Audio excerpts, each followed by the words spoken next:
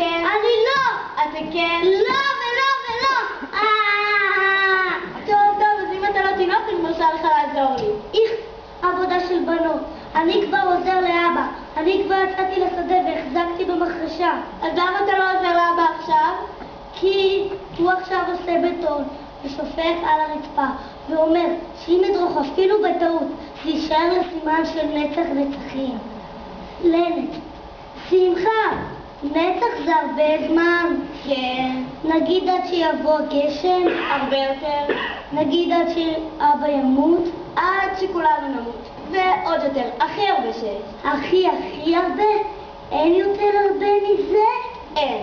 אז כמה זה נצח נצחים? עוד יותר. אבל אמרת שאין יותר. די, נתן, אתה מבלבל אותי. לא, מה עכשיו? פאק, שכחתי. מה עכשיו?